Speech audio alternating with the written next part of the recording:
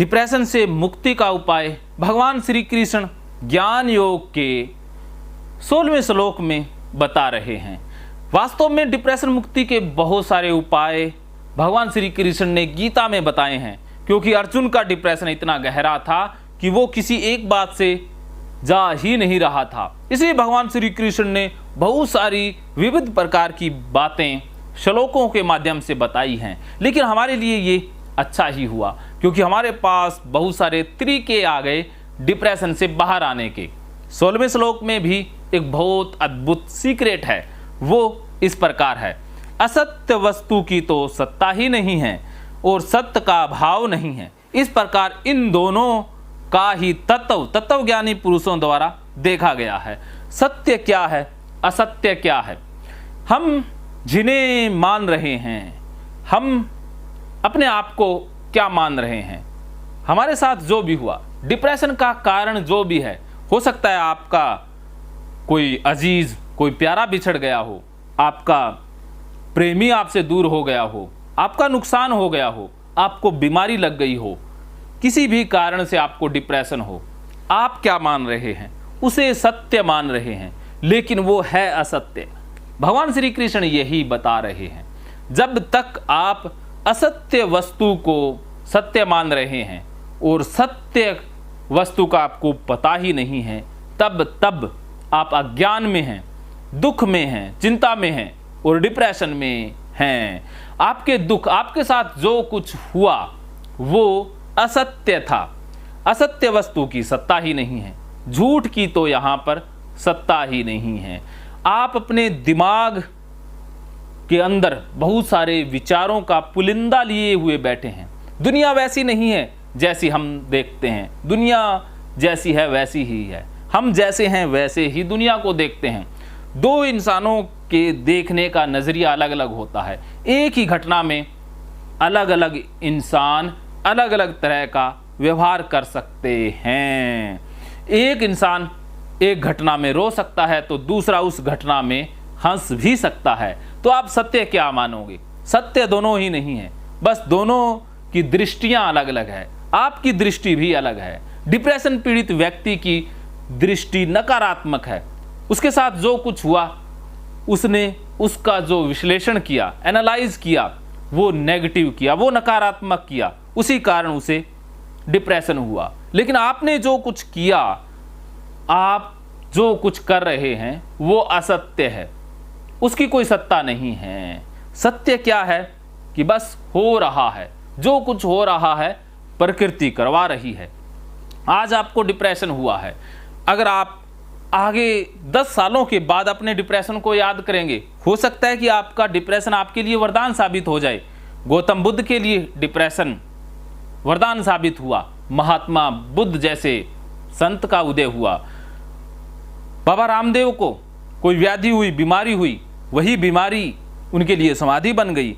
हमारी मुख्य समस्या हमारा सोचना है, गलत सोचना है। जब आप अपनी जीवन की घटनाओं को दूसरे एंगल से, दूसरे दृष्टिकोण से सोचने लग जाएंगे, डिप्रेशन ठीक हो जाएगा। मेरे पास डिप्रेशन से पीड़ित व्यक्ति आते हैं, उनके साथ जो कुछ हुआ उसका जब वो विश्लेषण करते हैं, एनालाइज करते हैं और निष्कर्ष पर पहुंचते हैं, तो नेगेटिव, नकारात्मक निष्कर्ष निकालना ही डिप्रेशन है। जब आप घटनाओं को दूसरे दृष्टिकोण से सोचेंगे और उसका दूसरा पक्ष पकड़ लेंगे, उजला पक्ष पकड़ेंगे, पॉजिटिव पक्ष पकड़ेंगे, तो डिप्रेशन से दूर हो जाएंगे। भगवान श्री कृष्ण यही कह रहे हैं कि जो असत्य है उसका कहीं कोई अस्तित्व नहीं है। आपकी समस्याएं, आपका डिप्रेशन, आपका सोचना असत्य है। सत्य क्या है? सिर्फ आपका होना, आप हैं, बस यही सत्य है। इसी सत्य में आप स्थित हो जाएं। पास्ट बीत गया, फ्यूचर का कोई पता नहीं है। इस पल में आप आनंद मस्ती के साथ जीवन यापन करें, आज में ही जिएं। कल का कोई भरोसा नहीं है, कल मृत्यु भी हो सकती है, लेकिन इससे आपने नाउमीदी नहीं पकड़नी है। इससे आपने जीवन के आनंद को बढ़ाना है कि कल अनिश्चित है, उसे निश्चित करने का प्रयास ना करें। डिप्रेशन से पीड़ित व्यक्ति बहुत सारी चीज़ों को निश्चित मान लेते हैं। जो उनके साथ हुआ, पास्ट में बेइज्जती हुई, नुकसान हुआ, कुछ भी हुआ, उसे वो सत्य मान लेते हैं, लेकिन वो था झूठ। लेकिन फ्यूचर में वो निश्चित हो जाते हैं कि फ्यूचर में भी ऐसा होगा, फ्यूचर भी उनका बर्बाद ही रहेगा। लेकिन फ्यूचर कभी भी बदल सकता है, फ्यूचर में कुछ भी हो सकता है। जैसे मेरे एक साथी योगेश, जिनका एक वाक्य बहुत फेमस है, जिनकी टैगलाइन यही है कि कुछ भी हो सकता है।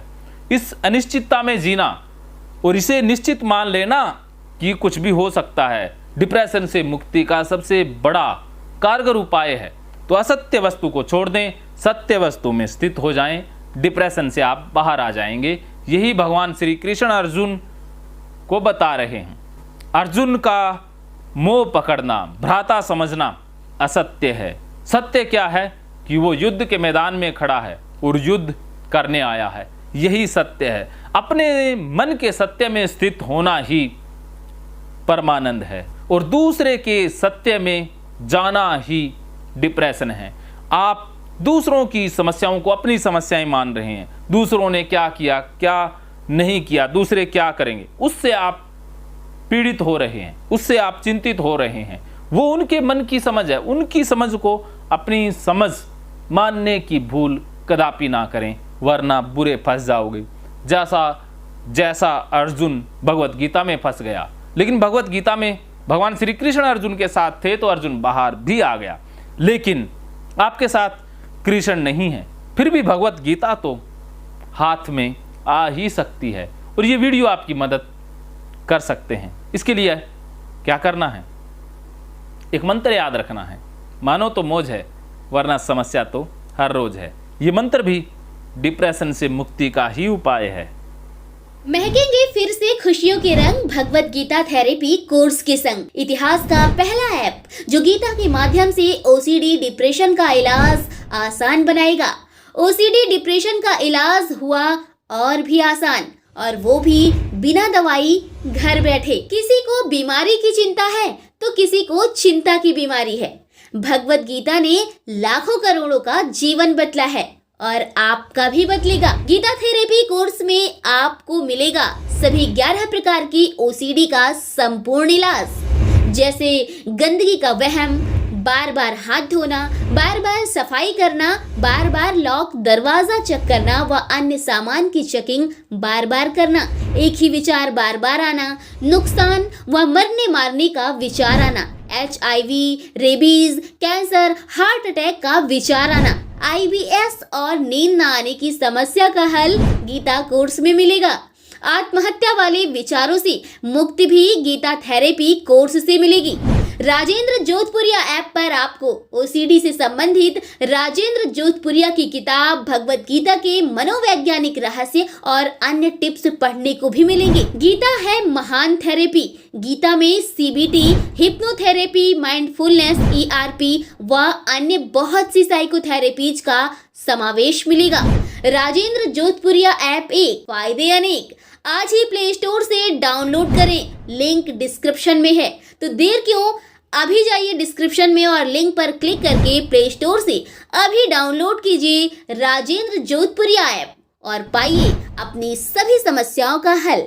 मानो तो मौज है वरना समस्या तो हर रोज है।